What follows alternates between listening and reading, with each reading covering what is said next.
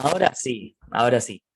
Bueno, ya habiendo arrancado con la grabación, sí, hacemos los saludos formales de siempre. Mil gracias por acompañarnos en este nuevo encuentro, con el cual vamos a ver lo último que nos queda antes de la formación específica del Círculo de Viena como grupo establecido para poder pensar determinadas cosas de la filosofía y la ciencia. Ya la vez que viene nos vamos a meter directamente en el Círculo de Viena y vamos a ver lo que fueron planteando varios de sus pensadores, pero nos queda ver lo que viene a resumir al último pensador de los previos, de los inspiradores de varios pensamientos del Círculo de Viena, que es básicamente la propuesta que hace Henri Poincaré.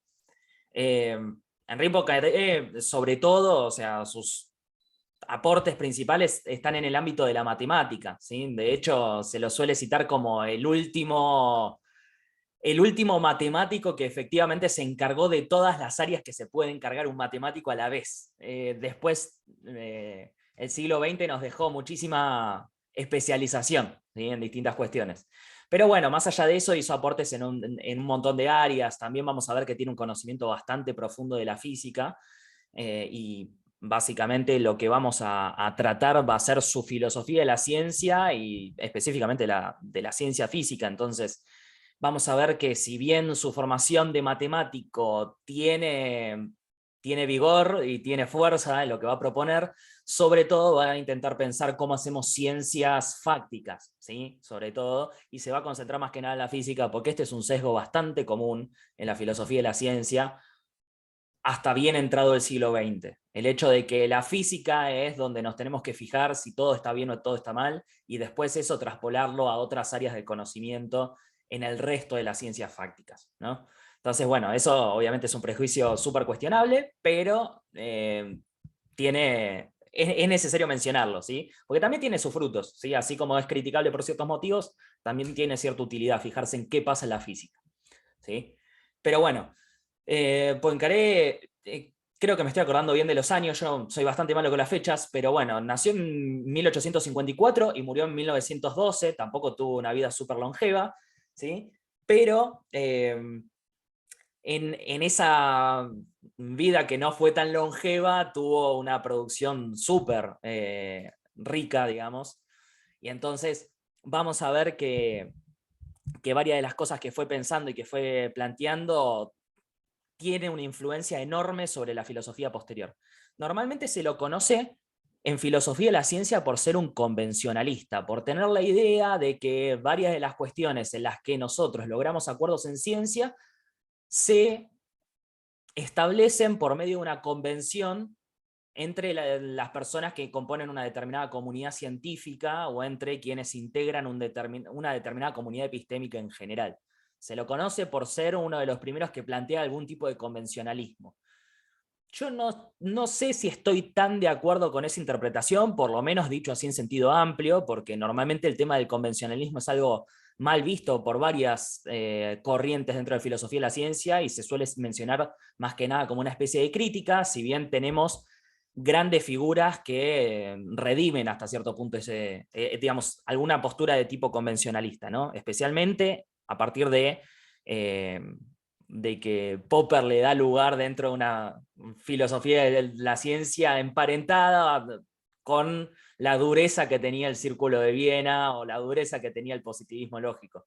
Aún dentro de análisis bastante rigurosos, se admite bajo la sombra de ciertas figuras importantes hasta cierto grado el convencionalismo. Pero bueno, el tema es que es una etiqueta común para ponerla a Poincaré y normalmente se lo conoce en filosofía de la ciencia solo por eso o se lo menciona simplemente por estas cuestiones y no por mucho más. Y en realidad menciona un montón de cuestiones que son que anticipan muchísima de la literatura en filosofía de la ciencia que pretende ser original sin dar cuenta de que Poincaré ya había dicho algo de lo que plantean a lo largo del siglo XX varios filósofos, ¿no? Pero bueno, independientemente de esto, hay un dato que sí les tengo que mencionar, que como tiene formación de matemático, se va a lograr integrar parte de esos aportes dentro de su filosofía de la ciencia. O sea, va a ser importante lo que piensa en matemática para lo que va a plantear dentro de las ciencias. ¿Por qué va a ser importante? Básicamente por lo siguiente, su tesis de doctorado tiene que ver hasta cierto punto con una nueva forma de entender las ecuaciones diferenciales, ¿sí? Los cálculos infinitesimales y demás, ¿sí? Que son una parte de la matemática bastante importante, que venía en desarrollo, o que es deudora de los desarrollos que en su momento habían iniciado con Newton en matemática y con Leibniz específicamente, digamos, en matemática y no tanto en física como Newton, ¿sí? Pero, digamos, ciertas herramientas matemáticas se desarrollaron a partir de los aportes de Newton y Leibniz y después van a ir complejizándose. El tema es que Poincaré se da cuenta de que ciertas herramientas matemáticas propias o ciertas propiedades matemáticas propias de las ecuaciones diferenciales y del cálculo infinitesimal tienen propiedades geométricas. Es decir, se va a dar cuenta de que ciertos aportes que hasta ese momento se habían considerado propiamente de análisis matemático y solamente de análisis matemático tienen algunas consecuencias geométricas importantes.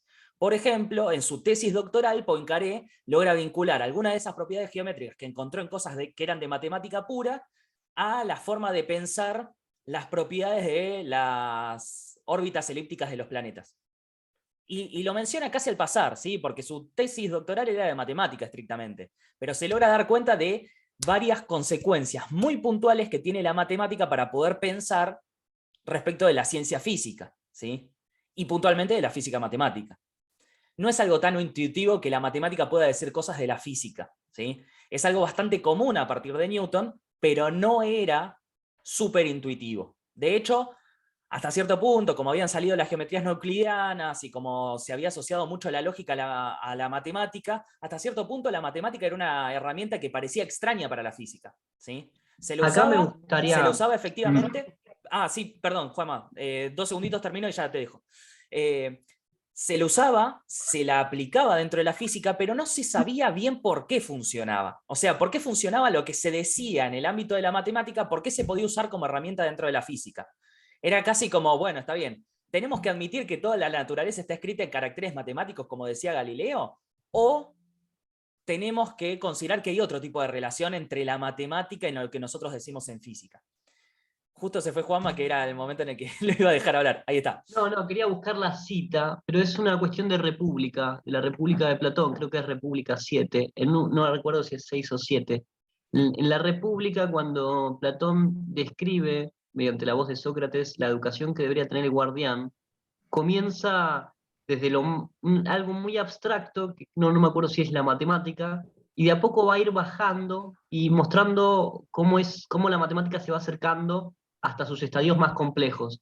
Entre ellos, termina hablando del movimiento y también termina hablando de la astronomía, como si uno va agregándole dimensiones, la más simple sería la matemática, pero por una cuestión pitagórica, ¿no? Los pitagóricos sí asociaban las entidades matemáticas a la realidad No, y en y ese más sentido al allá de, movimiento de los cuerpos. claro, y más allá Entonces, de eso, también los griegos asociaban la astronomía y la física eran parte de la matemática casi. No, por no la eso, física en el sentido aristotélico, ¿sí? La astronomía era parte de la matemática, así como por ejemplo también la música. Entonces la relación de la matemática con la física es compleja, porque en un que momento, o sea, los pitagóricos sí, suponían que lo que existe bajo las normas de la armonía musical. Y en ese sentido, esa armonía se manejaba matemáticamente y la realidad entonces se explicaba matemáticamente. Porque lo que existen para los pitagóricos son los números, una cosa muy loca. Pero eso tuvo consecuencias en la historia de la ciencia y, por ejemplo, no me acuerdo si era Kepler o Tycho Brahe, Kepler creo, Kepler. cuando desarrolla lo que desarrolla, lo desarrolla en función de buscar la armonía de los números en el mundo que existe. En ese sentido, la idea de que la matemática está asociada con las fuerzas físicas y las entidades que nos rodean no era una locura. O sí era una locura, pero una locura conocida. Bueno, un bocadito. No, es que está muy bien. A ver, fíjense lo siguiente, en Si queremos distintas con la etapas cita de de... la República, si querés, Dale, si sí, sí, querés. sí, buscala y cualquier cosa cuando la tengas, me interrumpís y listo. Eh, Tengan en cuenta esto, el maridaje física-matemática fue conflictivo, ¿sí? O sea, es un matrimonio que tiene sus etapas que se llevan muy bien, tiene sus etapas que se llevan muy mal, ¿sí? Por ejemplo, la física aristotélica, la física que describe el movimiento de los cuerpos en el ámbito sublunar, era una física cualitativa, no cuantitativa, no tenía fórmulas con las que poder describir las cosas, sino que era una descripción cualitativa que te decía, según las propiedades que tengan determinados cuerpos, cómo se mueven, pero no te establece de una forma matemática cómo es la regularidad de ese movimiento. Algo que sí estaba mucho más asociado y que siempre estuvo mucho más asociado a la matemática es la astronomía, pero porque la astronomía con Aristóteles queda un poco más dividida del ámbito físico de las cosas que están por debajo de la luna. Se considera que lo que está por encima de la luna era regular y por lo tanto tenía armonía matemática, y lo que estaba por debajo de la luna se comportaba de manera distinta, estaba sujeto a la destrucción y a la generación, y por lo tanto tenía que describirse en otros términos, que eran más cualitativos. Entonces había un ámbito de lo que nosotros consideramos física que sí estaba muy asociado a la matemática y otro que no. Después va a pasar otro tanto cuando aparece la lógica matemática, ¿sí? La lógica matemática, por decirlo así, va a servir como una especie de prueba para ciertas corrientes dentro de filosofía de la lógica, va a servir como una especie de prueba o de credencial de que la matemática es una especie de capítulo de la lógica. Y como la lógica no habla de nada específico, entonces la matemática no habla de nada específico. Entonces nosotros podemos hacer una interpretación física de determinadas cuestiones matemáticas, pero no es que la matemática nos hable del mundo directamente. Entonces es como raro, ¿la matemática nos está hablando de la realidad o no nos está hablando de la realidad? ¿Sí o no? ¿Por qué coinciden? ¿Por qué no coinciden? ¿Es toda la matemática la que nos habla de la realidad o una parte de la matemática la que nos habla de la realidad? Y en ese caso, teniendo en cuenta estas cuestiones, ¿qué tan asociada está la matemática con la física? Porque ya sabemos que funciona. Las cuentas que nos dio Newton y con las que se transformó la física cualitativa de Aristóteles en una cuantitativa, funcionan. ¿Pero por qué funcionan? ¿Sí? Entonces, esto que decía Juanma es muy importante. Que la física esté asociada a la matemática, que haya física matemática, no es que es cosa del sentido común y nada más. Es una locura conocida, que es otra cosa distinta. ¿Sí? Es una locura conocida. No deja de ser una locura porque funcione perfectamente bien a lo largo de 200 y pico de años para ese momento. ¿Sí? Entonces, es algo que está muy bueno tener en cuenta. Bien, yo voy avanzando, Juanma, cuando encuentres la cita, vos interrumpí directamente, ¿eh? Bueno, en principio ya encontré dónde está, o sea que si alguien lo quiere lo puede buscar en República 7528, pero yo recuerdo que estaba en una parte muy ordenado, acá encontré un parrafito donde está todo junto. Leo ese parrafito, Dale, pero dale. no va a decir mucho, digamos, si alguien está interesado, le invito a leer República 7. Bien, es que en mi urgencia expliqué, expuse todo tan rápido que me he demorado, porque de acuerdo con el método a continuación venía la dimensión de la profundidad, pero en razón del estado ridículo de la investigación pasé a la geometría, de la geometría a la astronomía, que implica el movimiento de los sólidos. Es decir que voy a seguir buscando, pero en principio el estudio del guardián comienza con una de estas disciplinas y pasa a lo que llamamos, a ver, ahí, vamos a ver directamente el resumen de Eggersland. Sería 528.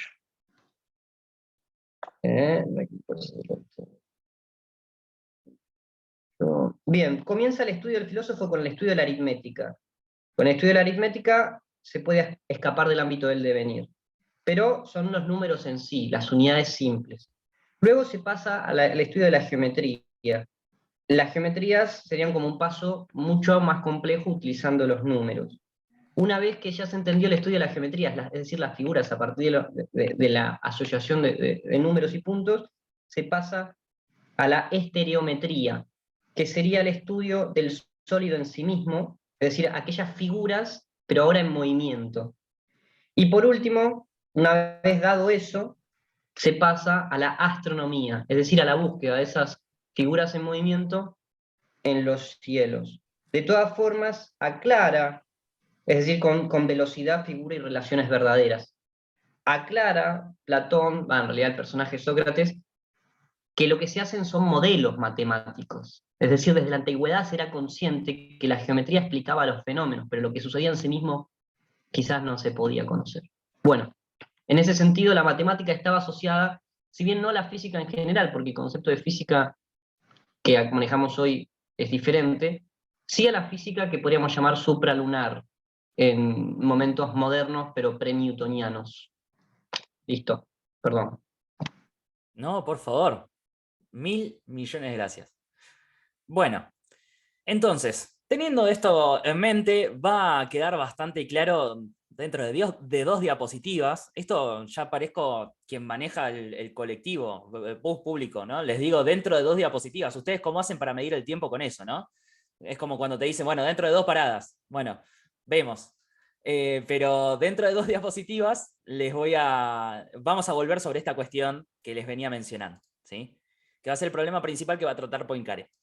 Bien, lo que vamos a estar compartiendo son algunas partecitas de un libro de Poincaré que se llama Ciencia e Hipótesis, que es de 1905, y los capítulos que vamos a discutir un poquito son los capítulos 9 y 10. El capítulo 9 trata acerca de cómo se formulan hipótesis en la física, puntualmente en la física y la matemática, en la física matemática y su relación con la física experimental, ¿sí? Que justamente parecen ser estas dos áreas en tensión en principio, hay que ver cómo las vinculamos, ¿sí?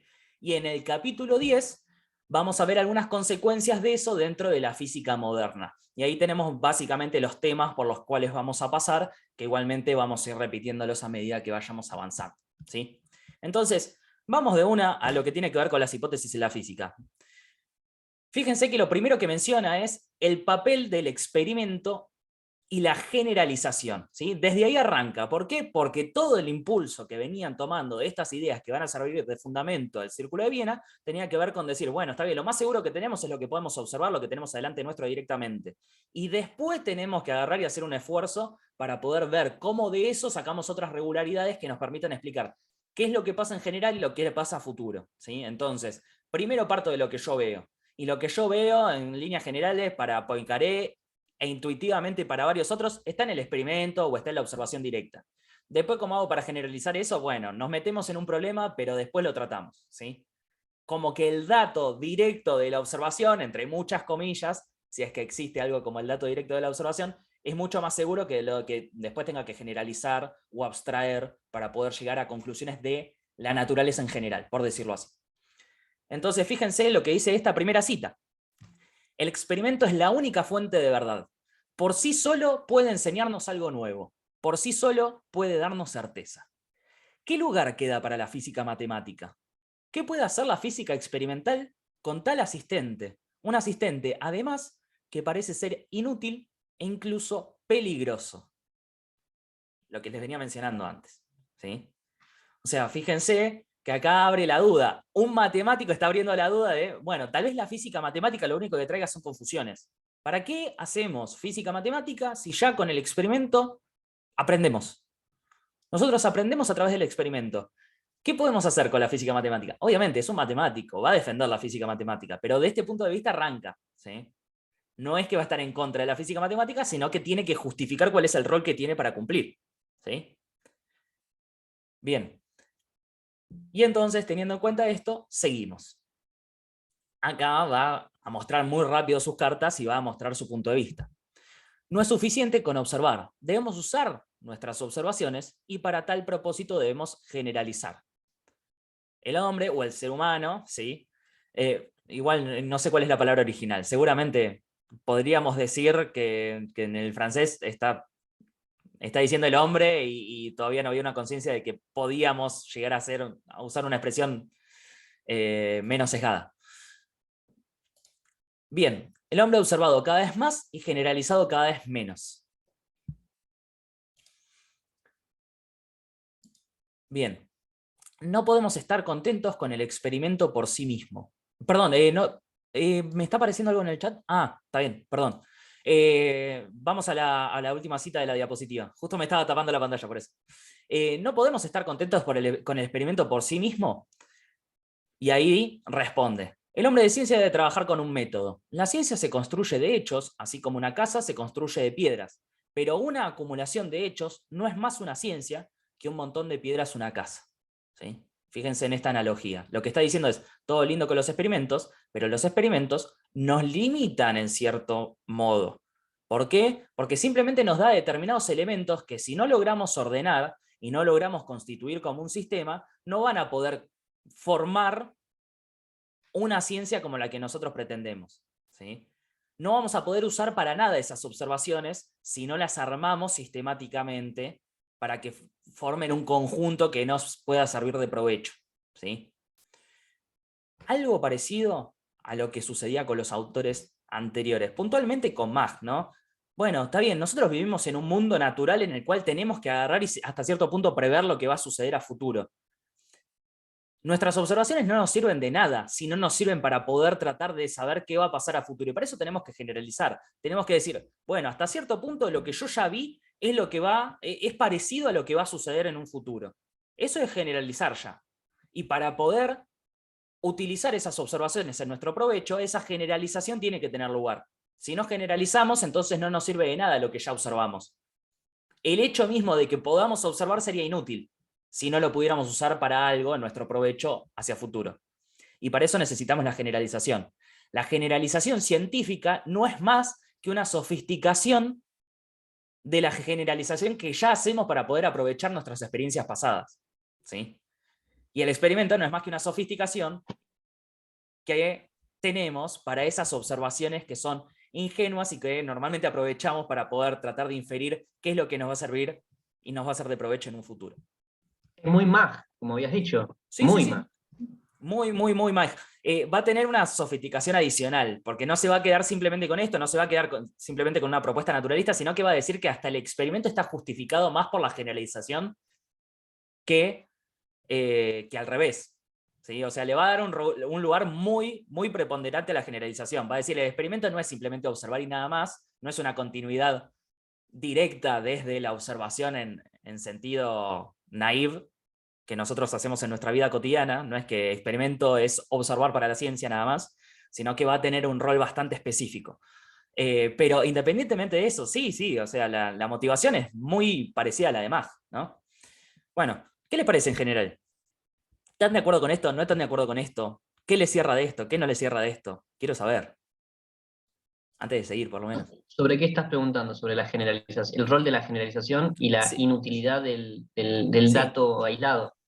Sí, en realidad, justamente eso era lo que quería preguntar. ¿Les parece inútil que es el dato, perdón, ¿les parece inútil el dato aislado? El experimento por sí solo. ¿Podríamos sacarle algún provecho, digamos, a un experimento sin necesidad de generalizar? Sí, no, más o menos. Quiero saber sensaciones, no tanto certezas. En general, ¿no? Yo ya sé más o menos tu opinión, Juanma, pero... Sí, Ahí Alberto, Alberto. no sé si es- Hola, ¿cómo están? ¿Qué tal, Alberto? ¿Cómo estás? Qué gusto verlos. Igualmente. Bien, gracias. Bueno, a mí me parece interesante que estos autores son de una época donde había una cierta como adoración hacia las leyes y hacia las generalizaciones por encima de la teoría.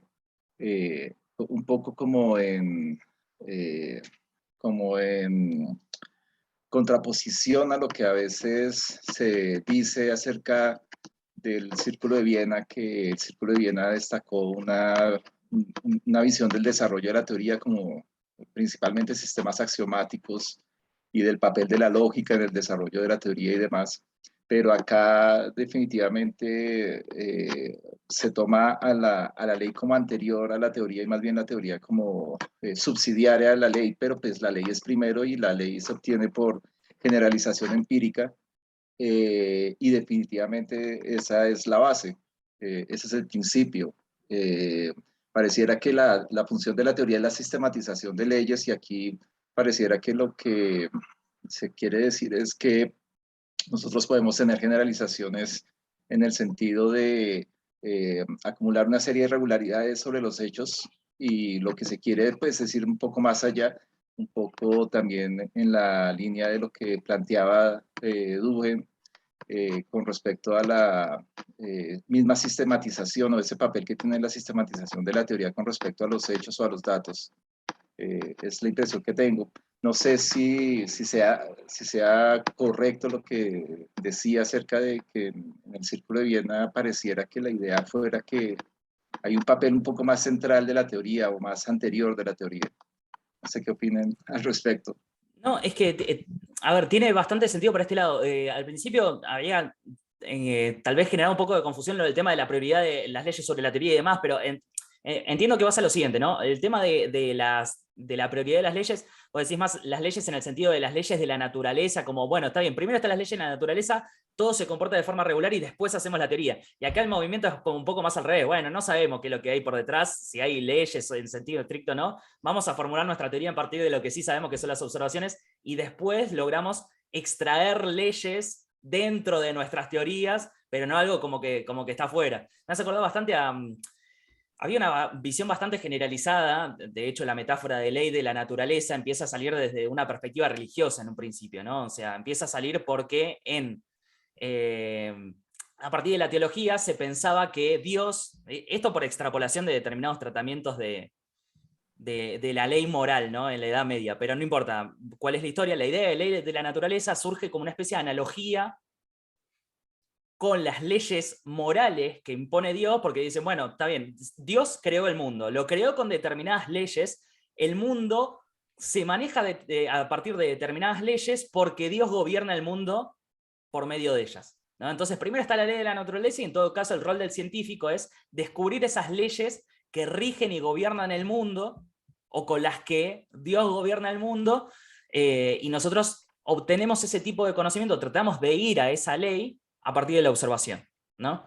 Y acá es un poco más escéptica la cuestión, ¿no? Es como, bueno, no sabemos si estrictamente hay leyes de la naturaleza. En todo caso, ley le vamos a decir a esas generalizaciones que surgen dentro de nuestras teorías y que nos permiten sistematizar. En eso estoy completamente de acuerdo. Creo que a eso ibas y me parece que es súper acertado. Yo entendí otra cosa. ¿Qué entendiste? A ver. Yo entendí cuando, Alberto, a ver si corregime cualquier cosa. Dale. Entendí que dijiste que Duhem y Mach, por ejemplo, priorizan las leyes experimentales en cuanto a su valor epistémico, porque están mucho más cerca de la experiencia. Y luego piensan, si eso lo meten dentro, luego piensan la teoría. Primero va a las leyes experimentales y luego la teoría. ¿Eso es lo que quería decir? En parte sí, es una de las cosas que estoy interpretando acá en esos autores. Bien, de esa forma quiero meter un bocadito. Tiene mucho sentido en tanto que para Mach, por ejemplo, lo que intentamos hacer con las leyes experimentales es sistematizar datos empíricos, que son lo más cerca de nosotros, Sí. y con las leyes, con las teorías o leyes teóricas lo que intentamos hacer es sistematizar leyes experimentales, tanto para Mach como para Duhem. En ese sentido, la sistematización, si no se adecua a la experiencia, hay que desarmarla. ¿Para qué queremos una teoría que sistematiza cosas que no son reales? O que tiene datos que son incorrectos. Pero eso desde Mach y Duhem, que piensan la teoría como una economía del pensamiento. De Poincaré, yo diría que, a ver, Nacho, ¿qué decís? Bueno, ya nos vamos a enterar. No, yo ahora estoy abriendo el paraguas para los comentarios y después vemos qué pensaba Poincaré en serio. Después hacemos la evaluación de Poincaré, pero en principio de Mach y Duhem tiene bastante sentido, digamos, aunque sea pensar en esta relación que pueden llegar a tener las teorías. Ahí está. Vale, gracias. Bien, creo que Agustín había levantado la mano antes. Y después voy con la pregunta de Melissa. No la estoy ignorando, simplemente voy en orden. Ahora sí, yo lo que quería decir brevemente es, me parece interesante sí que el dato, podemos decir, pelado del experimento, por sí mismo, si no se correlaciona con otros datos en una generalización, mucho sentido no tiene, en tanto permite la correlación de datos con nuevas generalizaciones, generar generalizaciones más amplias, y ahí podemos decir lo que hemos visto antes con Mach y Duhem, optar cuál es aquella generalización más simple o que más se adapta.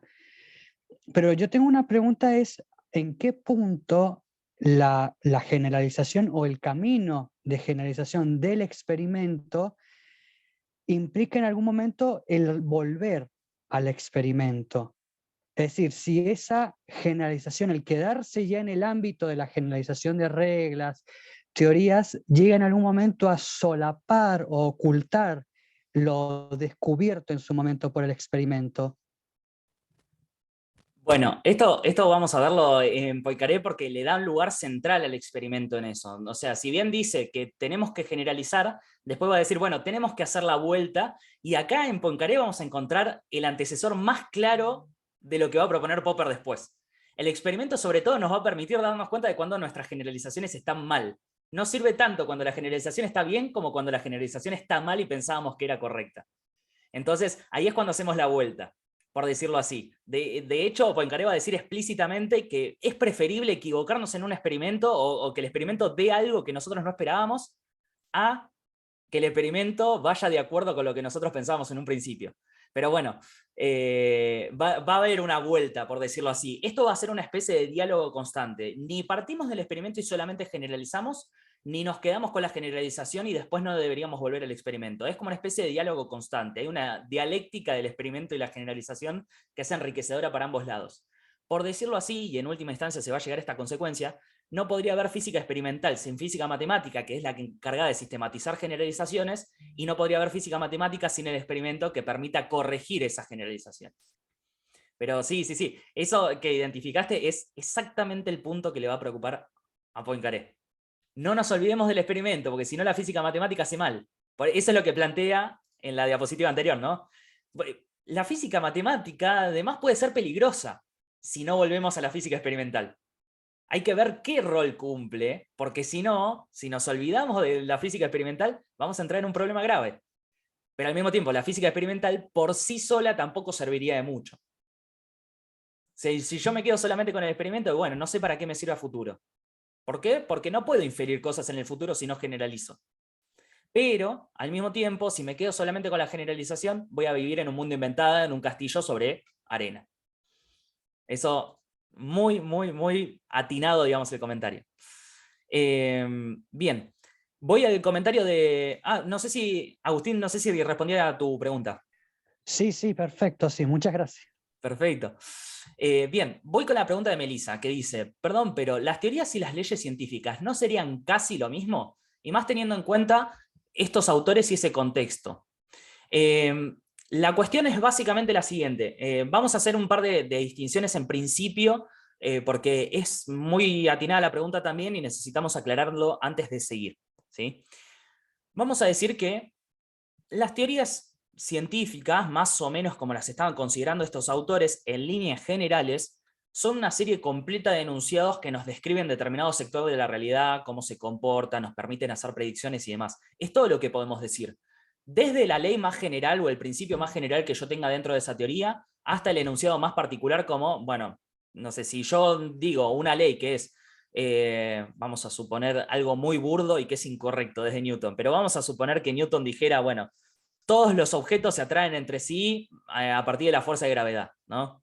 Bueno, eso es parte de la teoría, pero también es parte de la teoría que yo diga, bueno, este objeto cae al piso, ¿no? Porque es una instancia de lo que está sucediendo con esa ley. Yo suelto una lapicera, una tiza, un lápiz y cae al piso. Bueno, que yo describa ese hecho también es parte de lo que yo estoy diciendo en la teoría.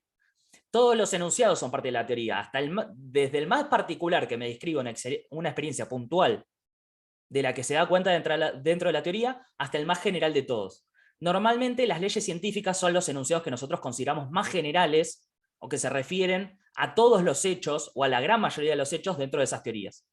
O sea, no lo que nos describen determinadas situaciones puntuales que están comprendidas dentro de la teoría, sino los enunciados que nos describen ciertas generalidades que se suelen dar si nosotros tomamos la teoría como correcta, ¿no? Yo, por ejemplo, no voy a decir que es una ley científica, no sé, en astronomía, no voy a decir que es una ley científica que el planeta Tierra se encuentra en determinada posición puntual respecto del Sol, sino que voy a decir que es una ley científica el hecho de que la Tierra se mueve en una órbita elíptica alrededor del Sol, porque me está describiendo todo el comportamiento en general de el planeta según determinada según determinada descripción amplia que me está haciendo ese enunciado al que le digo ley científica, ¿sí? La ley científica se refiere a un número grande de casos y está comprendida dentro de las teorías, pero no se identifica con la teoría, necesariamente. Esto muy simplificado, ¿no? O sea, hay muchos más elementos en las teorías que no son las leyes científicas. Las leyes científicas vienen a ser los enunciados que nos describen cómo se comportan todos los eventos descritos por la teoría de manera general, acorde a cierta regularidad. Nos dicen cuáles son las regularidades en el mundo si la teoría es cierta, por decirlo así. ¿Qué son las cosas que se van a repetir siempre de la misma manera si la teoría tiene razón, por decirlo así? ¿Sí?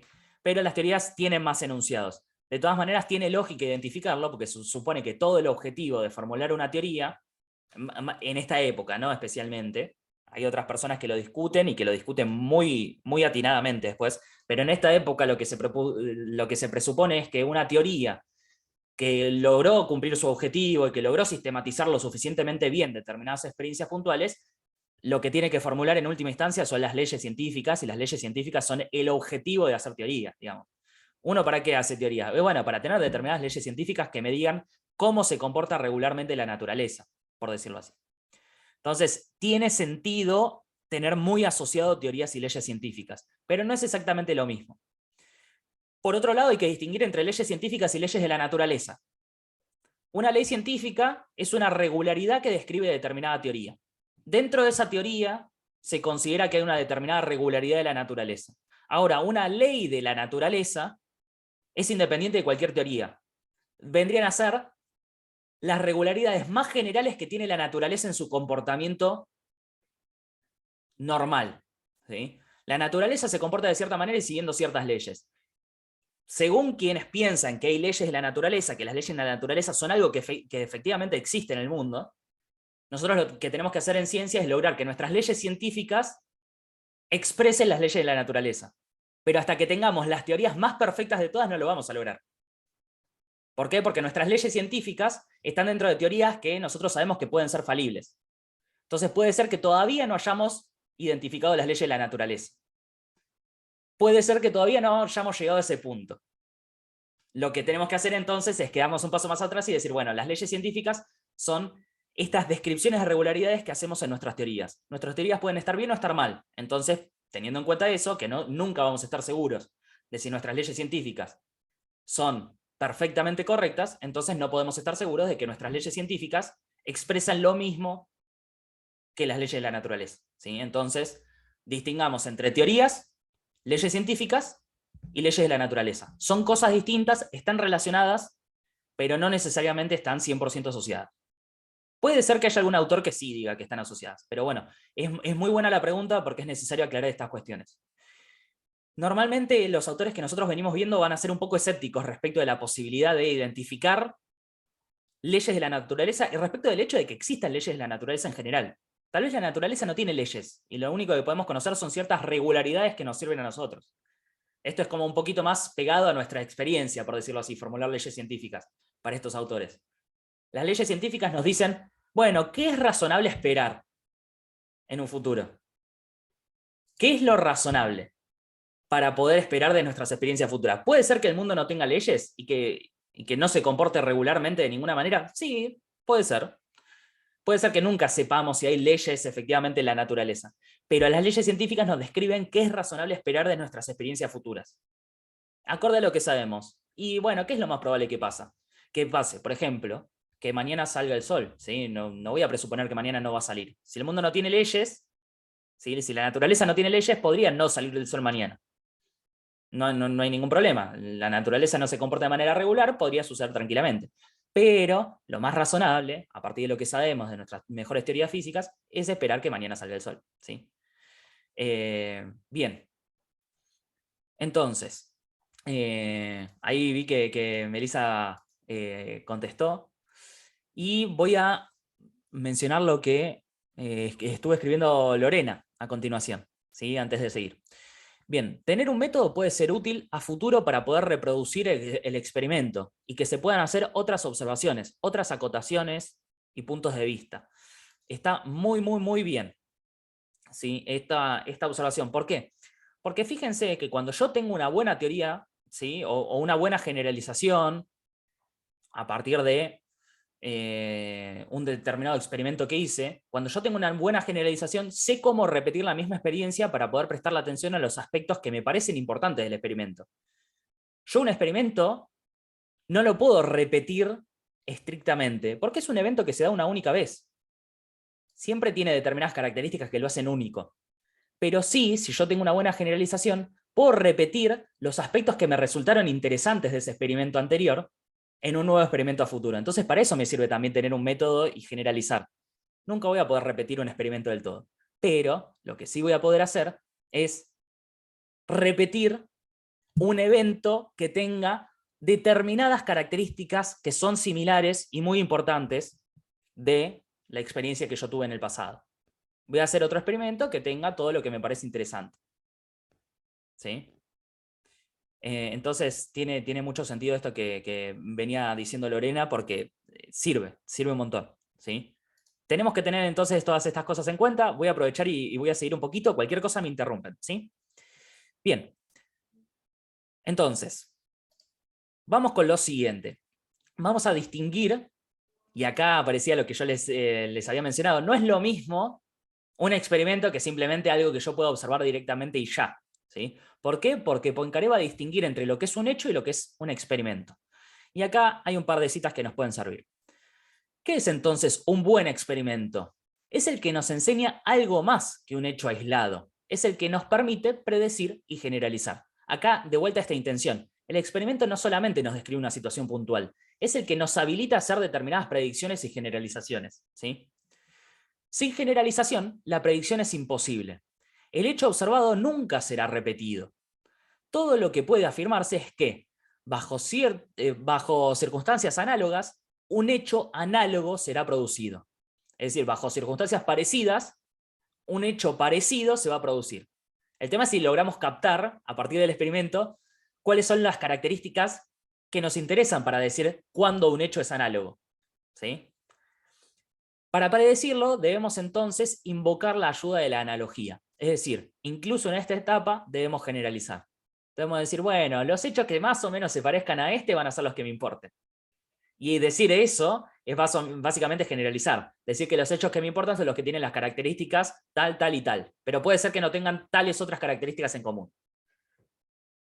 Dos hechos que a mí me interesan, el que yo ya vi y el que quiero predecir, deberían tener las características A, B y C en común, pero no tienen las características D y E en común.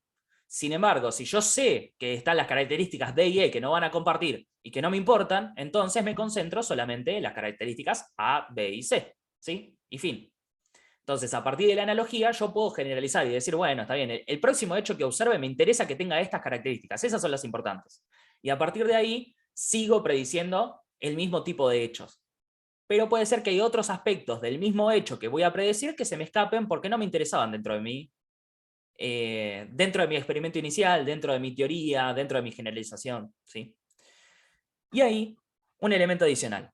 El experimento solo nos proporciona un cierto número de puntos aislados. Estos puntos deben ser conectados por una línea continua y esto constituye una verdadera generalización. Los hechos separados no pueden, por tanto, satisfacernos. Y por eso, y esto es por lo que por lo que nuestra ciencia debe ser ordenada, o mejor aún, generalizada. Fíjense esto, ¿no? Lo que nota Poincaré, muy inteligentemente, es algo que se puede mostrar a partir de una analogía matemática, bastante simple. Yo tengo un punto. Yo tengo otro punto. ¿Sí? Yo lo que veo son puntos aislados, ¿sí? Nos está diciendo. A partir de un experimento vi este primer punto. A partir de este otro experimento vi este otro punto. Fíjense que son diminutos. Lo que tengo que hacer después no es simplemente eso. No es simplemente quedarme con esos puntos aislados. Para poder tener una verdadera teoría científica, lo que debería decir es ¿cuál es la línea que puedo trazar por encima de todos esos puntos? ¿Qué es lo que tienen en común y que me va a permitir predecir infinitos puntos posteriores? ¿Sí? Acá la analogía matemática es clarísima. ¿Sí? Yo identifico determinados puntos puntuales, ¿sí? Valga la redundancia, perdón. Identifico varios puntos específicos, pero después, ¿qué tengo que hacer? Trazar una línea continua por encima de ellos, decir cuál es la generalización que me permite identificar qué tienen esos hechos en común, y a partir de ahí voy a poder predecir todo el desarrollo futuro de mi generalización y todos los puntos futuros por los que va a pasar esa línea.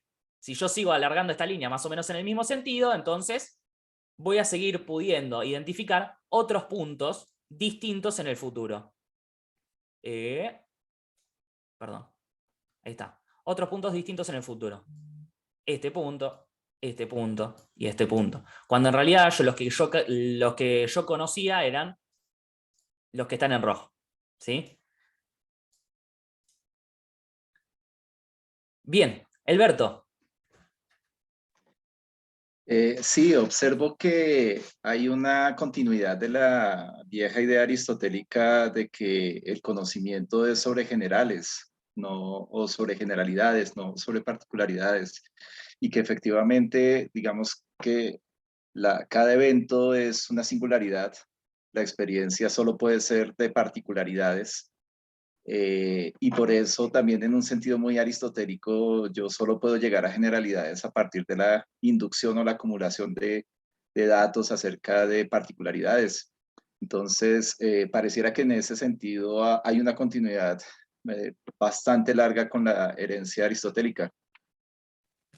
Desde ya, desde ya. De hecho,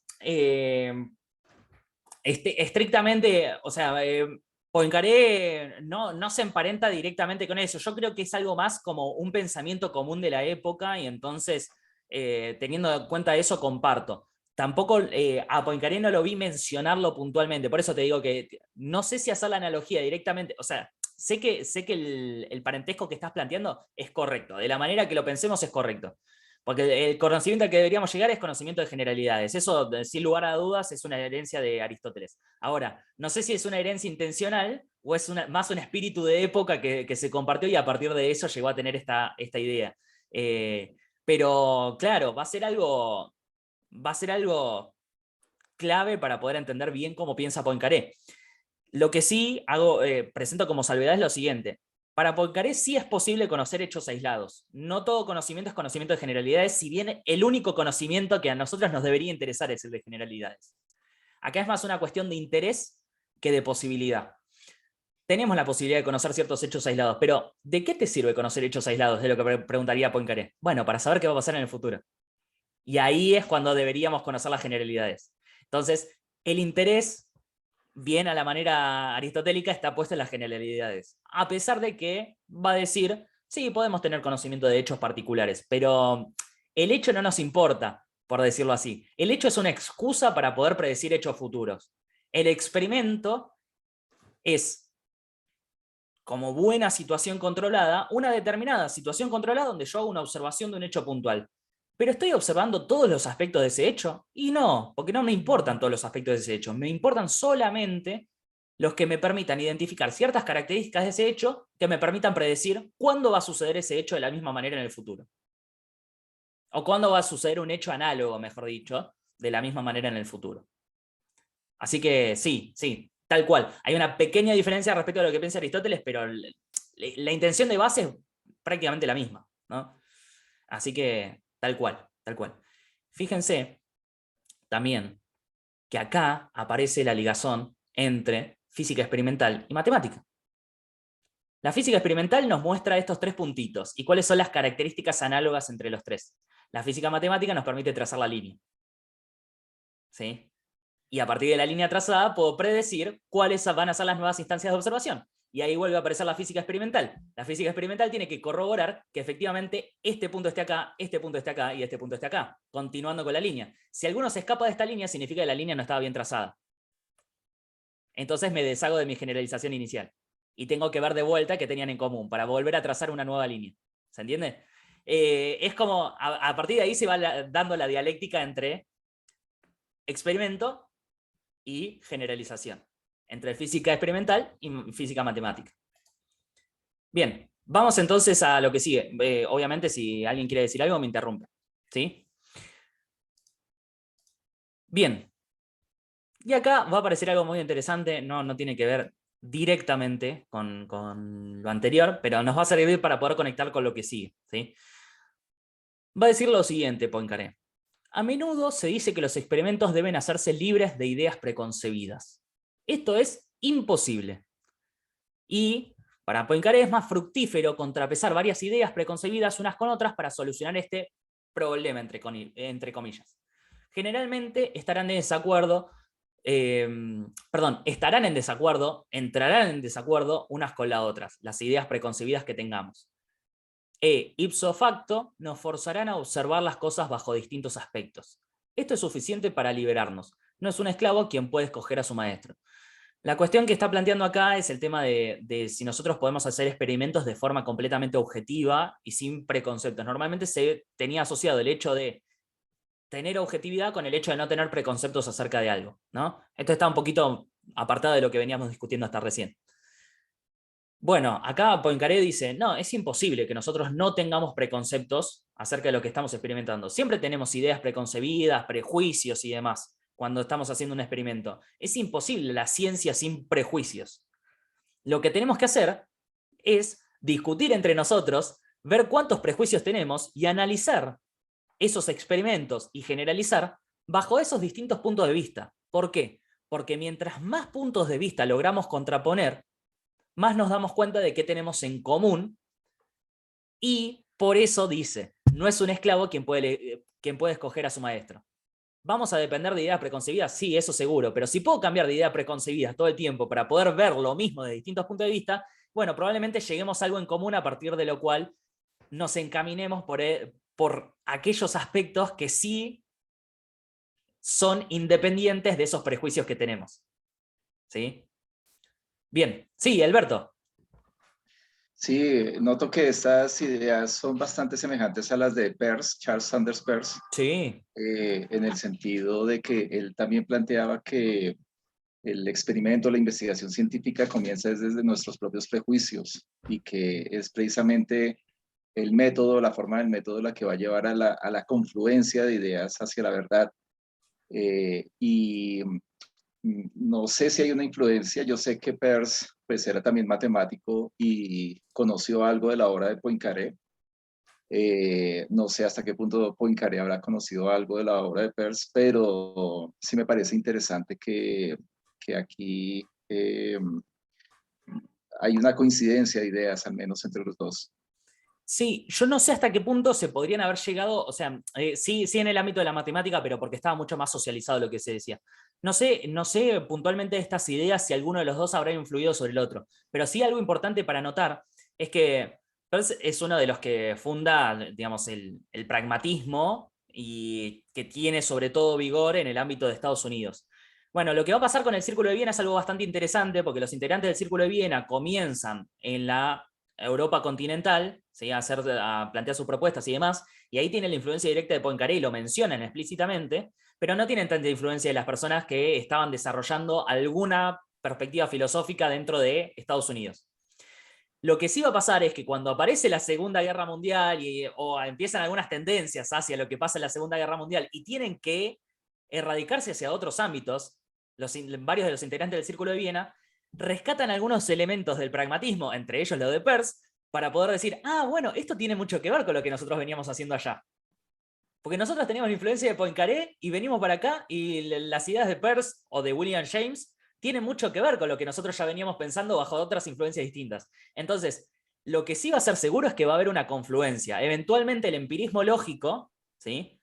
Yo diferencio un poco entre positivismo y empirismo lógico. Empirismo es una etapa un poquito posterior y ya más revisionista respecto a lo que dice el positivismo lógico, que es la postura como más estándar del Círculo de Viena.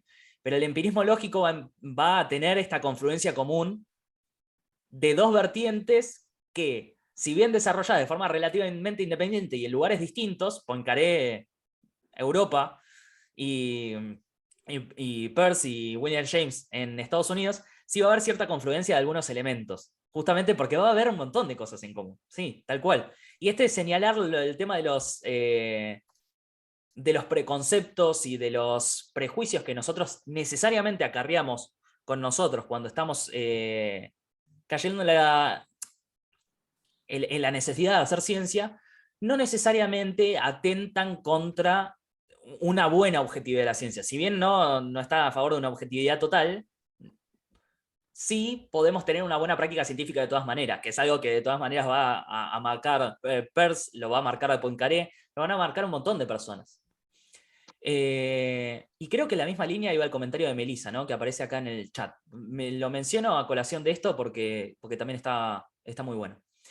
Melissa dice, eso está muy bueno porque estas concepciones de ciencias, perdón, a estas concepciones de ciencia, asumo que habrá querido decir ahí, siempre se le señalan su pretensión de objetividad y neutralidad. Pero con el conocimiento en profundidad de estos autores, de estos científicos, nos damos cuenta que eran conscientes del impacto de la subjetividad del ser humano en la producción de los conocimientos científicos. Sí, tal cual, tal cual. O sea, ninguno de ellos era ignorante de que tenemos prejuicios necesariamente en la ciencia. Todos ellos eran bastante conscientes de esto. De hecho, en filosofía de la ciencia, pretender que no haya ningún elemento subjetivo para poder lograr algún tipo de conocimiento objetivo, ¿sí?, es una especie de tarea inútil desde el momento en el que apareció Kant. Kant ya destruyó la posibilidad de que no haya ningún tipo de influencia nuestra sobre el conocimiento que producimos. Y entonces también destruyó la posibilidad de que no tengamos prejuicios. Es imposible lograr la objetividad completa.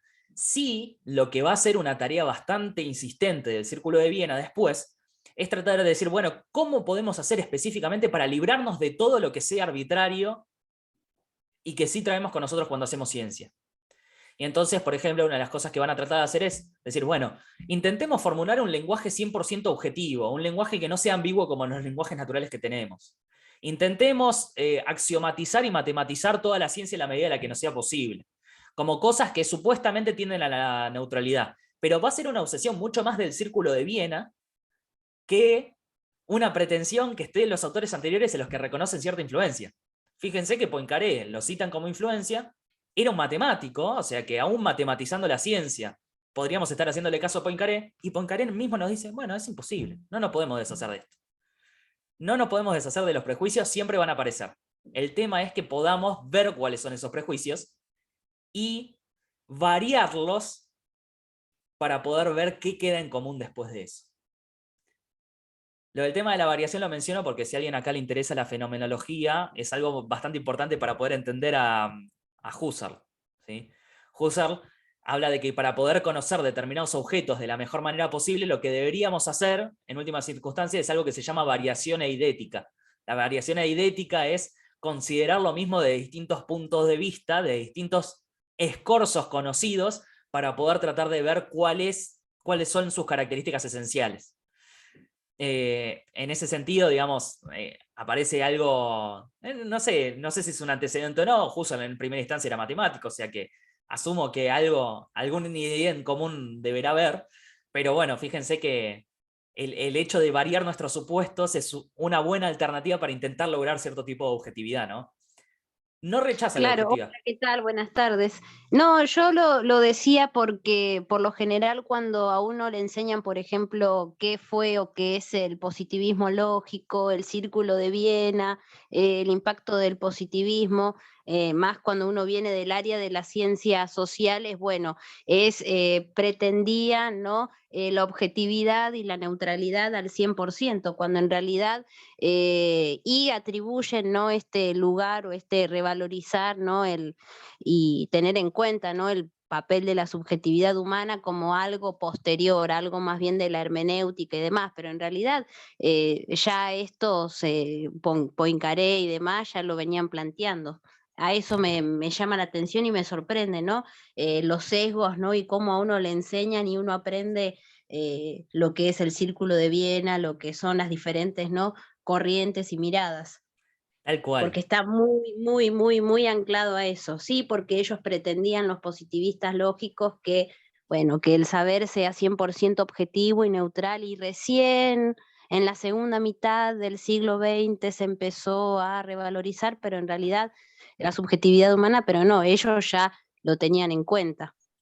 Claro, eso tal cual. De hecho, era uno de los motivos por los cuales, en principio, con Juanma y con un par de compañeros y compañeras más, nos pusimos a estudiar cuestiones que tuvieran que ver con los textos originales de precursores y parte del Círculo de Viena, porque nos dábamos cuenta de eso, teníamos una imagen, por decirlo así, caricaturizada, ¿no? Que es la usual, de que, bueno, pretendía la objetividad absoluta, y no se daban cuenta de que siempre intervienen elementos subjetivos, o que siempre tenemos prejuicios, preconceptos y demás. Y no, eran completamente conscientes de eso. Sí tenía la pretensión de evitarlo en la medida de lo posible. Acá tenemos a Poincaré que nos dice, soy consciente de esto, pero tengo una receta para poder evitarlo en la medida de lo posible, ¿no? O sea, está esa pretensión, pero no es una ignorancia del hecho de que tengamos cierta subjetividad interviniendo, ¿sí? Lo que de hecho, simplemente para poder aportar un granito de arena más, y ahí dejo a Alberto a intervenir, lo que sí tenemos que tener en cuenta es que además nosotros nos suelen educar con la siguiente idea, ¿no? El Círculo de Viena pretendía objetividad, neutralidad absolutas, y después aparece Kuhn y toda la serie de filósofos de lo que se llama la nueva filosofía de la ciencia, que se dan cuenta de todos los elementos de preconceptos y de prejuicios que intervienen en la ciencia. Y en realidad no es tan así, porque ellos no es que se dan cuenta por primera vez de eso, sino que dicen cómo esos elementos de prejuicio y de preconcepto tienen un origen social, que eso sí es algo bastante ignorado en general por el Círculo de Viena. El hecho de que la ciencia sea un acontecimiento profundamente social va a ser lo que va a ser relevado por Kuhn y sus contemporáneos, y cómo eso interviene en la construcción del conocimiento científico. Por lo menos mucho más que en el Círculo de Viena. En el Círculo de Viena también aparece, pero bastante menos. Con Kuhn y con sus contemporáneos va a aparecer eso mucho más, pero el tema tiene que ver más con el origen social de la ciencia, cuando tiran la propuesta, y con la influencia social de la ciencia, que con el hecho de que digan por primera vez que hay prejuicios y subjetividad en la ciencia, que en realidad eso ya lo conocían los anteriores. Pero fíjense que si vamos a las sutilezas, hay determinados elementos que tienen un origen correcto de esas interpretaciones, pero resulta que se terminaron caricaturizando con el pasar del tiempo. Y nos dejan con una imagen que no necesariamente es así. De eso tal cual, comparto con Melissa. Sí, no es que ignoraban la subjetividad, por ejemplo, en la construcción de conocimiento científico. Todo lo contrario. Si identificar la subjetividad, bueno, capaz que se podían dar a la tarea de intentar solucionar, como si fuera un problema, la aparición de esa subjetividad. Y en ese sentido sí hay una tendencia a tratar de objetivizar todo, ¿no? Pero es una tendencia y no es ignorancia, como se suele mencionar. Así que sí, tal cual. Alberto, todo tuyo. Sí, con respecto a lo que decía Melissa, me parece importante tener en cuenta el hecho de que, o retomando a Peirce, el hecho de que él planteaba que deberían existir múltiples experimentos precisamente para contrabalancear las experiencias de varios y para que se llegara a finalmente un común acuerdo. Él creía que la ciencia era una empresa colectiva, que no quedaba, el conocimiento científico no quedaba en una sola persona, sino que era un conocimiento que se construía por generaciones y que involucraba un acercamiento a la verdad por generaciones a muy largo plazo, pero que involucraba precisamente ese contrabalanceamiento de la experiencia de varios, de diversos. No sé, me pareció como muy cercano a la idea que mencionabas de Husserl de la variación eidética, y en ese sentido es, digamos, hay un reconocimiento inicial de la subjetividad en la experiencia, pero un intento de que sea precisamente el método, la forma de tratar de superar esa subjetividad para llegar a un conocimiento de la realidad. No sé cómo lo hace Poincaré, esa es la manera como lo planteaba Peirce, pero podrían haber comunalidades.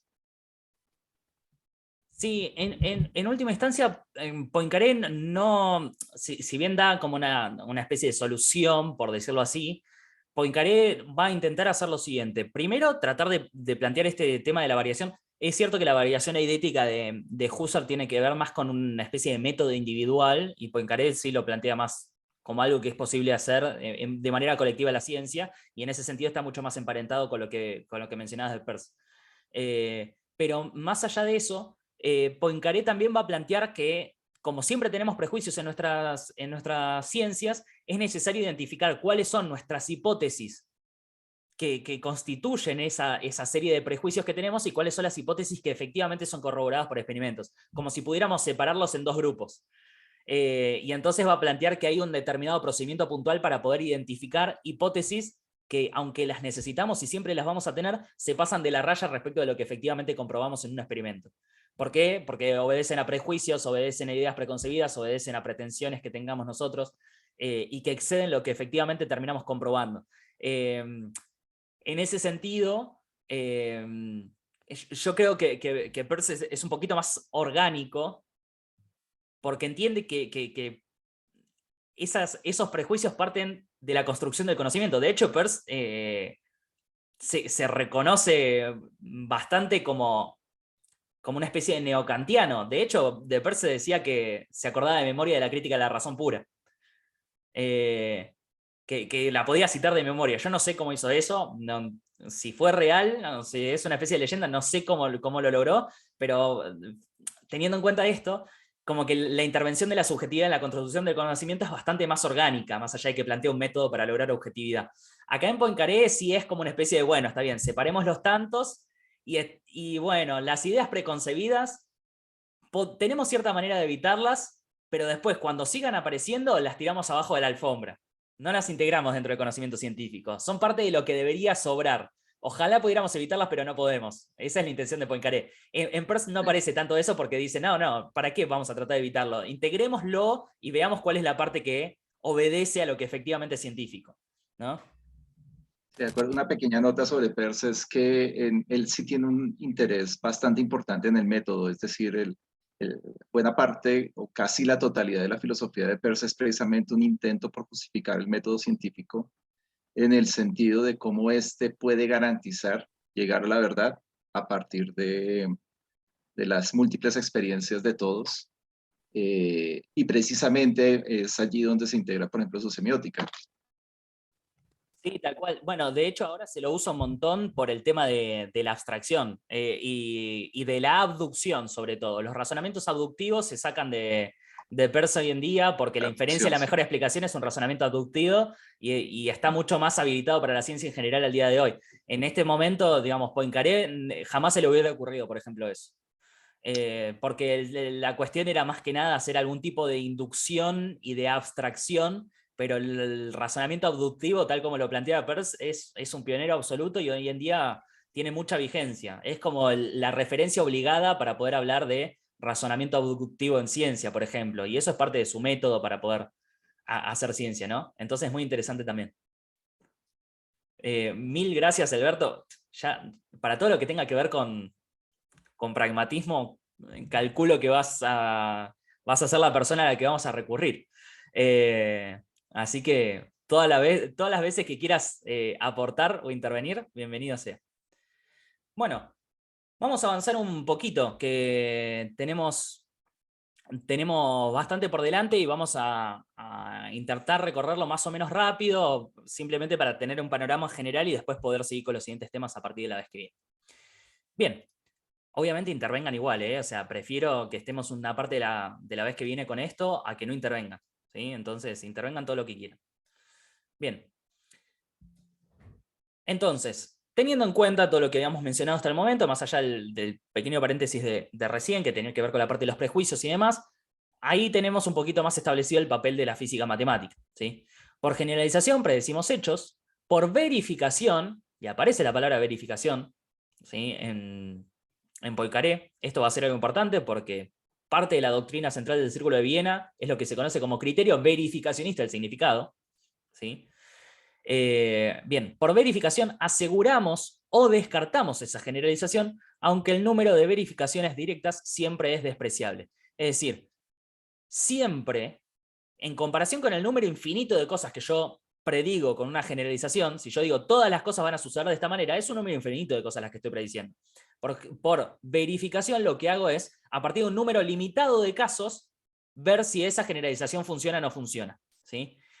El número de verificaciones directas es siempre despreciable, es decir, no importa cuántas verificaciones a favor de la generalización tenga, siempre voy a verificar, por ejemplo, no sé, si yo digo todos los cuervos son negros, ejemplo de Popper por excelencia, si yo digo todos los cuervos son negros, no importa si observo 10, 1000, 1.000.000 de cuervos, 2 millones de cuervos. En comparación con un número infinito de cuervos, al que me estoy refiriendo con el enunciado todos los cuervos son negros, eso va a ser siempre despreciable, ¿sí? No me importa. La verdad que no estoy comprobando casi nada.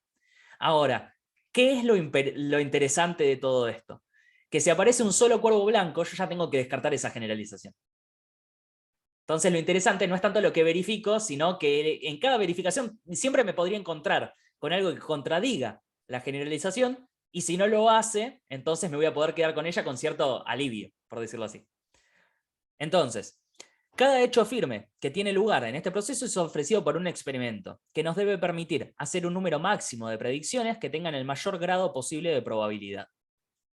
O sea, básicamente el experimento cumple ese rol, garantizarnos que podamos tener cierta credencial para poder hacer esa generalización de la manera más segura posible con la mayor extensión que nos sea viable, ¿sí? Y entonces la física experimental tiene que hacer las compras y por sí sola puede enriquecer la biblioteca. En cuanto a la física matemática, su deber es redactar el catálogo, que es lo que hay que comprar. Debe dirigir la generalización para incrementar lo que ahora he llamado la producción de la ciencia. Fíjense el rol que tiene cada uno. Una cosa es hacer el catálogo y decir qué es lo que tiene que haber en nuestra biblioteca, pero la física experimental nos va a decir, bueno, está bien, efectivamente nos llenamos esa biblioteca o no. Está vacía, está llena, está más o menos, ¿sí? Tengo algo que no tiene que estar en su lugar y entonces tengo que redactar el catálogo de vuelta. Tengo algo que no encaja en alguna de las categorías que tiene el catálogo. Bueno, eso es lo que tiene que hacer la física experimental. Pero hay una relación bastante intuitiva acá. Bastante más intuitiva que lo que van a plantear algunos integrantes del propio Círculo de Viena, ¿sí? Bien. Y acá vamos a encontrar algunos de los presupuestos que tiene que haber en orden de mantener este balance entre física experimental y física matemática. Lo que dice Poincaré es lo siguiente. Observemos que cualquier generalización supone, en cierta medida, una creencia en la unidad y simplicidad de la naturaleza. En cuanto a la unidad, dice lo siguiente. Si las diferentes partes del universo no fuesen como los órganos del mismo cuerpo, se ignorarían mutuamente y nosotros solamente conoceríamos una parte. No necesitamos, por tanto, preguntar si la naturaleza es una, sino cómo es una.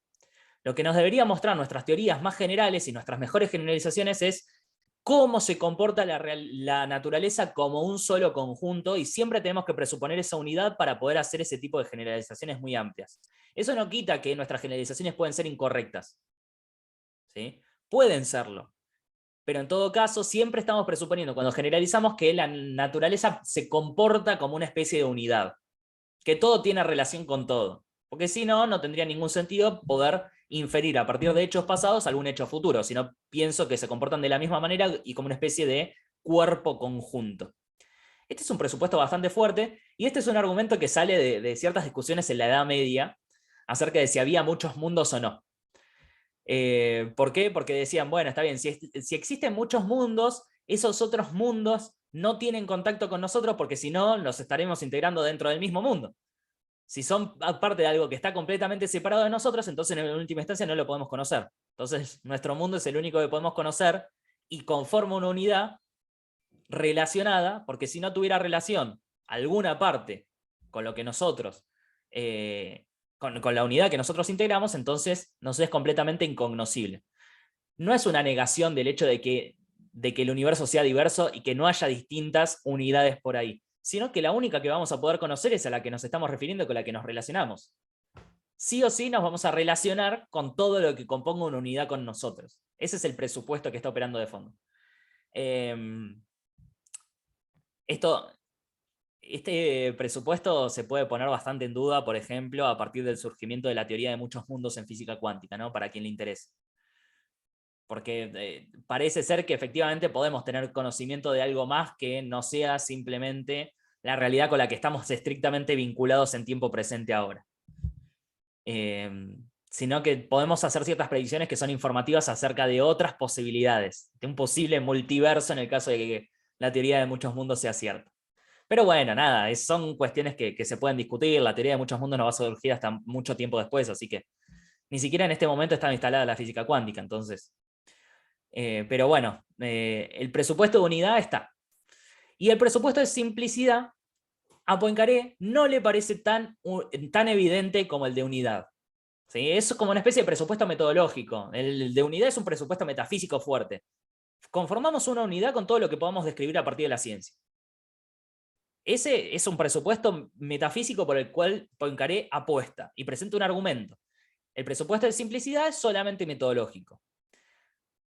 Menciona entonces que aquellos que no creen que las leyes naturales deban ser simples, comúnmente se ven obligados a actuar como si lo creyeran. Como se puede generalizar de infinitas formas, parece funcionar como un criterio para elegir entre alternativas. Solo podemos guiar nuestra elección entre distintas alternativas que se están peleando dentro de la ciencia por cuestiones de simplicidad.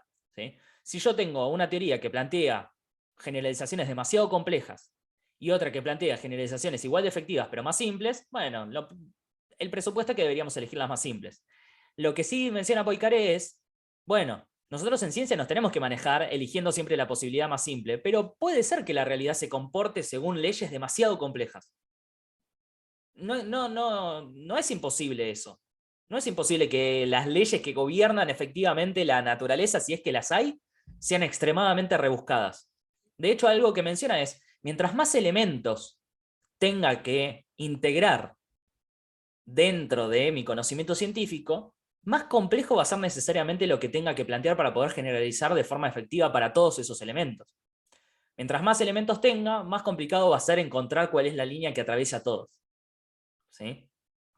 Entonces, esto es algo importante. El presupuesto de simplicidad sirve como una especie de guía metodológica para la ciencia, pero Poincaré no piensa que necesariamente el mundo sea simple. Y entonces, y acá aparece un poquito más este elemento que les dije que suele caracterizar el pensamiento de Poincaré en un principio. Y bueno, normalmente vamos a convenir en las teorías científicas que planteen las generalizaciones más simples. ¿Sí? Es lo que deberíamos hacer, es un criterio para poder ponernos de acuerdo. ¿Por qué teorías científicas nos juzgamos? Bueno, por las que sean más simples, intentemos que sean las más simples. Después, bueno, si la realidad compleja no es compleja, bueno, nos vamos a poder manejar mucho mejor si efectivamente las leyes que lo rigen son simples, ¿no? Puede ser que el mundo sea extremadamente complicado, pero bueno, si podemos hacer lo mismo con leyes simples, entonces la conveniencia pragmática gana sobre nuestra necesidad de escribir metafísicamente de forma adecuada. ¿Sí? Porque en última instancia no lo vamos a saber. Así que bueno, es simplemente para que vean que hay un desfasaje entre estos dos presupuestos. Pero parece que están los dos jugando al mismo tiempo cuando generalizamos. Tratamos de hacer las mejores generalizaciones más unitarias de la forma más simple posible cuando lo hacemos. Bien. ¿Alguien quiere intervenir o algo? ¿O sigo? Sigo nomás entonces. Bien. Y acá lo que les decía. A veces hay una tensión entre unidad y simplicidad. ¿Sí? Además de que simplicidad es un poquito menos seguro, parece haber una tensión entre los dos. En la mayoría de los casos, dice Poincaré, cada ley se lleva a cabo para ser simple hasta que se pruebe lo contrario. El tema es que frecuentemente se prueba lo contrario, ¿no? Si todas las cosas son interdependientes, es decir, si todas las cosas forman un todo unitario, las relaciones en donde intervienen tantos objetos distintos ya no pueden ser simples. Otra tensión entre unidad y simplicidad. Y la última es que observando descubrimos lo complejo debajo de lo simple y viceversa continuamente. Pero hay que detenerse en la simplicidad. Es decir, si nosotros observamos algo que parece ser simple, por debajo probablemente encontremos algo complejo. Y si observamos algo complejo, bueno, probablemente por debajo encontremos algo simple. Pero en la medida de lo posible hay que detenerse en la simplicidad. Y acá dice Poincaré, ¿qué importa entonces si la simplicidad es real o si esconde una verdad compleja? Esta simplicidad, real o aparente, siempre tiene una causa. O sea, una imagen científica que abogue por la simplicidad, sea estricta o no, siempre es legítima si la naturaleza es su causa. En última instancia, si la naturaleza me está avalando a hacer estas inferencias, con las cuales planteo generalizaciones bastante simples, ¿qué me importa si la realidad es compleja o no? A mí lo que me importa es tener las leyes simples a mano. Porque estoy conociendo en parte la naturaleza es causa de que yo pueda corroborar esta simplicidad, pero bueno, está bien, podría ser más complejo lo que pasa por debajo. Pongámoslo de la siguiente manera. Imagínense que yo tengo la ley de gravitación universal de Newton, ¿no? Yo tengo la ley de gravitación universal de Newton y si fuera estrictamente correcta, más allá de que ahora esté demostrado que no lo es, si fuera estrictamente correcta, permite regir sobre todos los cuerpos que gobiernan el universo y encima me describe cómo es ese gobierno de manera bastante simple. Ahora, podría ser tranquilamente, imagínense una propuesta bastante loca, imagínense que todos los cuerpos del universo están vivos y tienen un alma que los hace moverse hacia los otros con determinado criterio. Y ese criterio extrañamente coincide siempre con la ley de gravitación universal. Pero resulta que en cada uno de los cuerpos que habitan el universo, cada uno de esos cuerpos está vivo y se mueve por voluntad propia y con un criterio distinto. El criterio de cada uno de esos cuerpos, describir lo que le pasa a cada uno de esos cuerpos en todo el espacio sería algo extremadamente complejo y rebuscado. Y sin embargo, vimos que hasta ahora me sirve usar la ley de gravitación universal, tomando como que esos cuerpos no están vivos y se mueven simplemente por una especie de ley mecánica que describe perfectamente cuáles son esos movimientos. Bueno, ¿qué me importa qué está pasando debajo? Puede estar pasando tantas cosas con lo que hay debajo. Esa ley simple me permite hacer una descripción que es adecuada, me permite predecir adecuadamente. No me importa si lo simple es lo real o lo aparente. Lo que me importa es que por una causa u otra siempre está relacionado con lo que nosotros estamos viendo en la naturaleza. Siempre está relacionado de alguna forma. Puede ser más o menos directo, pero me sirve. ¿Sí? Es complicado, ¿sí? Esto. Porque es bastante honesto intelectualmente decir esto. Como decir, bueno, el mundo podría ser mucho más complejo y el requisito de simplicidad es solamente metodológico. Pero al mismo tiempo es algo contra lo cual se va a contraponer muy buena parte de la filosofía posterior. Sobre todo el realismo, ¿no? Como diciendo, no, bueno, está bien, si conocemos algo, lo conocemos con cierta simplicidad, y hasta ahora tenemos perfectamente corroborado que funciona nuestra generalización, que encima es simple, y la mejor explicación que tenemos es que la naturaleza sea simple. Poincaré no acepta ese tipo de inferencia. No dice bueno, que la naturaleza necesariamente es simple porque tenemos buenas leyes corroboradas que sean simples. Entonces, bueno, es una cuestión de lo que le parece a ustedes. Acá va a aparecer una versión del argumento del no milagro, ¿no? El argumento del no milagro es un argumento realista que dice, bueno, si la ciencia estuviera describiendo también la naturaleza y no fuera porque la naturaleza es como dice la ciencia, sería prácticamente un milagro, ¿no? Entonces, la única perspectiva que hace de la ciencia algo que no es milagroso es la idea de que la ciencia efectivamente está describiendo lo que pasa en la naturaleza. Bueno, Poincaré no acepta ese tipo de inferencia. Dice, no, la ciencia puede estar describiendo perfectamente bien lo que pasa en la naturaleza de forma simple, y sin embargo que la naturaleza no sea así, que tenga alguna complejidad que no notamos. Entonces desconecta, digamos, esos dos elementos. Alberto, todo tuyo. Sí, pareciera que hubiese una relación entre unidad y simplicidad, es decir, que la unidad debería llevar a la simplicidad en principio, por la vieja idea de unos a muchos. A la larga, la unión de un montón de realidades debería llevar a una única realidad, pues debería de alguna manera involucrar la simplicidad con respecto a la variedad. También la simplicidad durante mucho tiempo se consideró un ideal estético. Y tengo la impresión también de que la idea, de que hacia esa idea también está relacionada la noción de economía que planteaba Mack. Pero acá cuando Poincaré plantea que no tiene por qué ser así, que la unidad no tendría por qué llevar a la simplicidad, yo me pregunto si lo que se está pensando tiene que ver con el hecho de si esa unidad que une la diversidad de la realidad es una unidad compleja en el sentido matemático, es decir, en el sentido de que sea describible a partir de leyes formulables en matemáticas más sofisticadas, más complejas de lo que habitualmente se entiende o de que podríamos considerar que se requiere para comprender o para captar la unidad de la realidad, unas matemáticas que incluso no están desarrolladas o que probablemente incluso ni siquiera podríamos llegar a desarrollar. No sé si es hacia allá, hacia donde quiere ir Poincaré.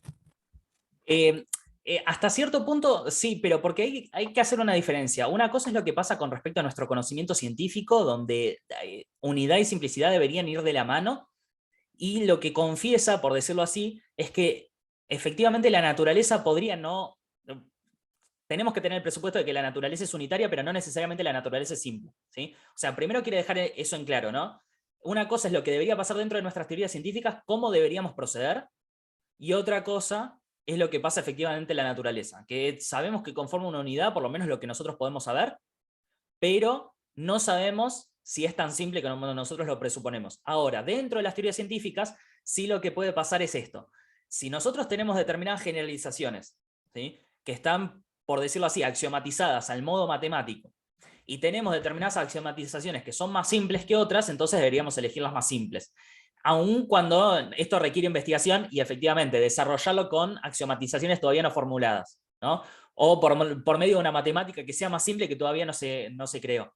Y bueno, si efectivamente logramos hacer eso, logramos tener un sistema matemático que sea más simple, que todavía no se formuló, bueno, deberíamos usar ese sistema más simple. Pero va con respecto a toda axiomatización en general, a todo ordenamiento de la ciencia, que se maneje de un modo más o menos matemático, por decirlo así. Aun cuando no usa matemática explícitamente, ¿no? Deberíamos tender a llevar de la mano, o sea, lo que nos permita unificar más de la manera más simple posible es siempre lo mejor. Si en algún momento hay tensión entre los dos, yo creo que Poincaré preferiría la unidad.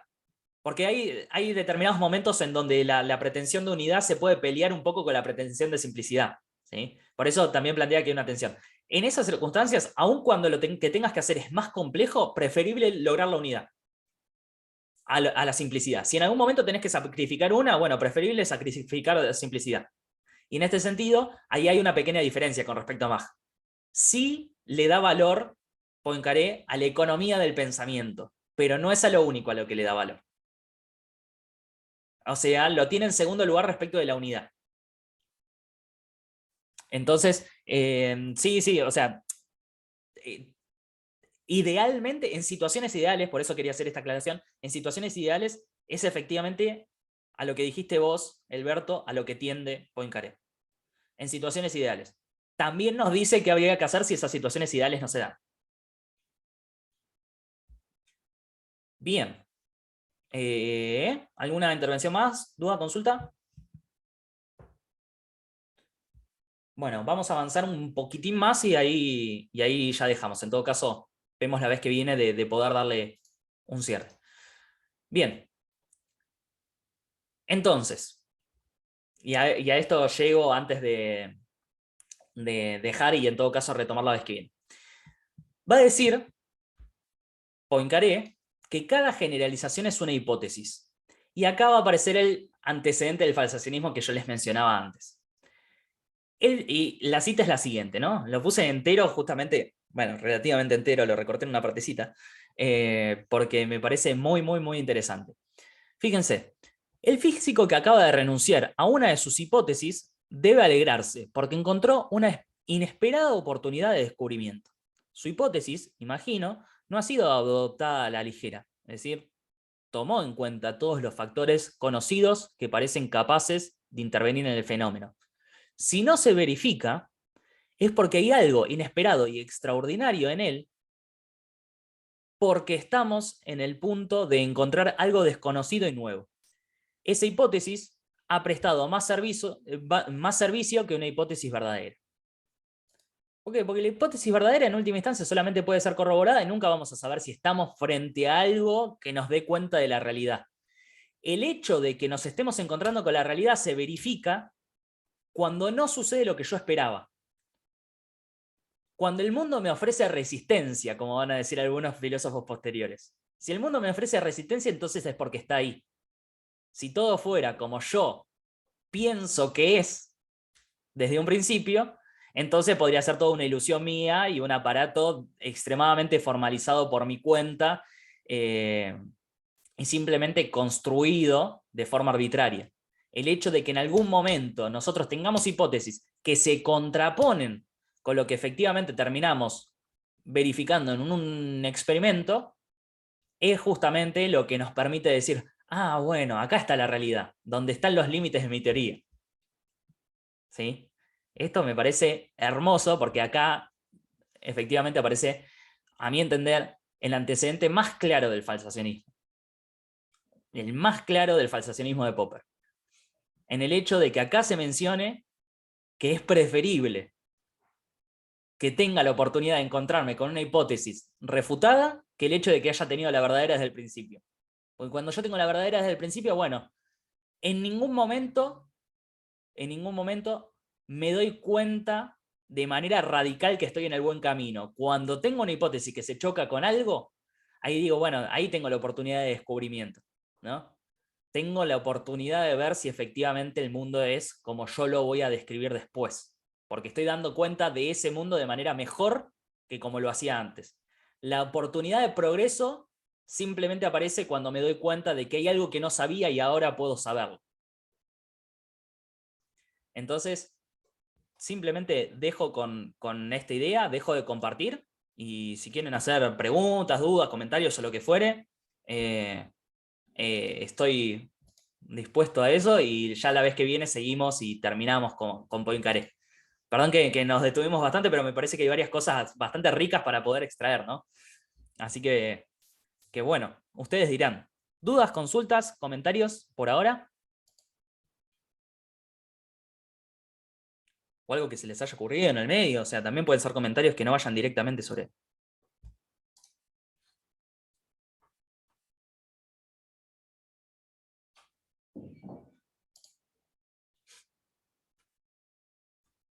Bueno, entonces, Agustín, ¿ibas a mencionar algo? Sí. Sí, quería hacer una breve consulta con relación a uno de los primeros temas que trataste, que es el tema del experimento. Sí.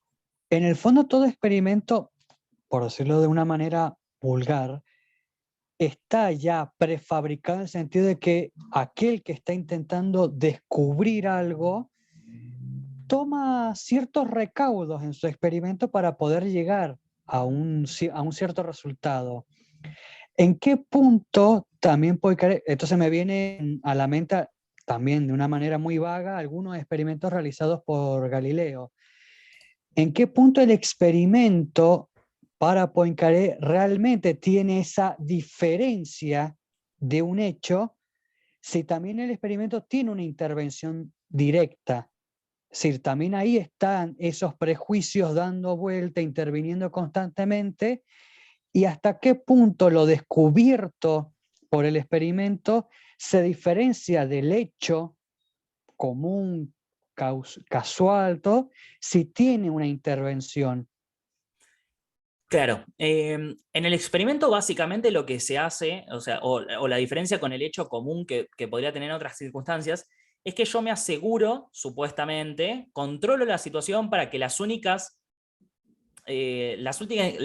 características del hecho que podrían impactar en el resultado son las características que yo conozco y que me importan, ¿no? Supuestamente, en cierta medida no pasa, pero ¿qué sucede acá? Tengo varias posibilidades. Por un lado, prever todas esas características del hecho que yo quiero producir y que efectivamente se produzca como yo quiero. Ahí Poincaré diría, bueno, ahí no tengo mucha diferencia con el hecho común, porque si yo puedo predecir bien el hecho común, en la circunstancia del experimento no voy a tener mucha más diferencia, simplemente es que estoy teniendo un poquito más de atención para cuáles son las características que a mí me importan. Ahora, lo que sí pasa, tengo varias posibilidades en el hecho de que el experimento no salga como yo quería. Si yo en el experimento no tengo el resultado que yo quería, puede ser porque no una de las posibilidades, la menos relevante, es que no hice bien el experimento y entonces no limité las características del hecho que quería producir de forma suficientemente efectiva, ¿no? Entonces ahí tengo que mejorar en todo caso el experimento. Para eso sirve hacer experimentos varias veces. Pero ¿qué pasa? Si un experimento sale con un resultado inesperado una vez, y después sale de vuelta con ese resultado inesperado, y después sale de vuelta con ese resultado inesperado, significa que del hecho que estoy queriendo producir, hay alguna de las características que es importante para el resultado, para el hecho que yo quería producir en ese experimento, que estoy ignorando y que no tuve en cuenta en mi generalización. Mi generalización tuvo las características A, B y C del hecho, y hay una característica D, que es importante, que está produciendo, que está teniendo distintas características de las que yo esperaba, y que está cambiando el resultado respecto de lo que yo preveía con mi generalización, que mi generalización había tenido los factores en cuenta A, B y C. Entonces, ¿qué pasa? Lo mejor a ver, para Poincaré, lo mejor que nos podría pasar es que justamente todos nuestros prejuicios estén articulados de manera que aparezcan en el experimento. Que en el experimento salga todo acorde a mis prejuicios es algo que simplemente los deja invisibilizados. Lo que revela cuáles son mis prejuicios respecto a esa situación, que solamente hay 3 factores importantes, y por ejemplo había 4, es el hecho de que el experimento no salga como yo quería. Y eso no lo puedo constatar en el hecho cotidiano, porque en el hecho cotidiano siempre sé que hay muchos factores de más que intervienen. En el hecho cotidiano yo tengo infinitos factores que están interviniendo. Se supone que en el experimento tomé los recaudos para que los únicos factores que intervengan en el hecho que yo quiero producir sean los factores que yo ya tenía previstas en mi generalización. Cuando no sucede eso, significa que hay algún factor adicional que no estoy considerando y que es un aporte a los motivos que tengo yo para poder descubrir alguna teoría alternativa, ¿no? Digo, estoy motivado a decir, bueno, ¿qué es lo que me faltó? ¿Qué es lo que me faltó? ¿Qué es lo que ignoré? ¿Qué es lo que presupuse y no debería haber presupuesto?